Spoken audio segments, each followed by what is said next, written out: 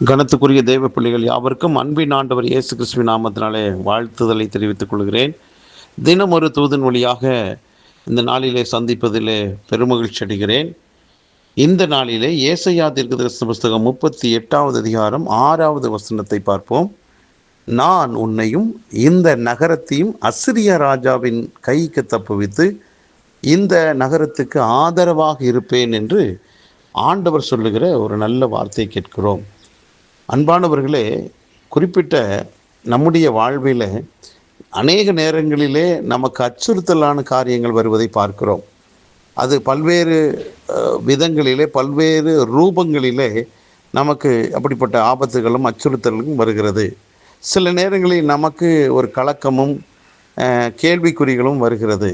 இப்படிப்பட்ட காலகட்டங்களில் தான் நமக்கு தேவை ஆண்டவருடைய வார்த்தை. இந்த நாளிலே யார் எந்த விதமான கலக்கத்தில் இருந்தாலும் உங்களுக்கான ஆண்டவருடைய வார்த்தையை தான் ஆண்டவர் நினைப்பூட்டுகிறார். அன்பானவர்களே, இந்த வார்த்தை கேட்கிற உங்களையும் உங்கள் குடும்பத்தையும் சத்துருனுடைய கைக்கு தப்புவித்து உங்கள் குடும்பத்திற்கு கர்த்தர் ஆதரவாக இருப்பார். உங்கள் பிஸ்னஸுக்கு, உங்களுடைய வியாபாரத்துக்கு, உங்கள் வேலைக்கு, உங்கள் படிப்புக்கு, உங்களுடைய ஊழியங்களுக்கு எந்த காரியத்திலையும் கர்த்தர் ஆதரவாக இருப்பாராம். ஆகவே எதிராக இருக்கிற சத்துருவை கண்டு பயப்படுகிற ஒரு கூட்டமாக நானும் நீங்கள் இருக்கக்கூடாது என்பதற்காக ஆண்டவரே நமக்கு ஆதரவாக இருக்கும் பட்சத்தில் நமக்கு தைரியமும் சந்தோஷமும் சமாதானமும் வரும். ஆகவே இந்த வார்த்தை கேட்கிற உங்களோடு கர்த்தர் பேசுகிறார். நீங்கள் பயப்படாதிருங்கள். கர்த்தர் அந்த எதிரியினுடைய கைக்கு விடுவித்து உங்களை பாதுகாப்பேன் என்று வாக்கு பண்ணியிருக்கிறார். ஆகவே நீங்கள் எடுத்த காரியத்தில் ஜெயிப்பீங்க. நானா நீயா என்று சவால் விடுகிற சத்துருவின் கூட்டத்துக்கு முன்பாக தைரியமாக சொல்லுங்கள், கர்த்தர் உங்கள் வலது பார்சத்தில் இருக்கிறார். நீங்கள் அசைக்கப்பட மாட்டீங்க. எந்த சூழ்நிலையிலையும் கர்த்தர் உங்களை சத்துருவின் கைக்கு விட்டுவிடவே மாட்டார். ஆகவே அவர் உங்களை தப்புவிப்பார், ஆதரவாகவே இருப்பார். ஆகவே அவர் தப்புவித்து உங்களுக்கு ஆதரவாக இருக்கும் பட்சத்தில் நீங்கள் எடுத்த காரியத்தில் ஜெயம் எடுப்பீங்க. வெக்கப்பட்டு போக மாட்டீங்க. தலை நிமிர்ந்து தான் நடப்பீங்க.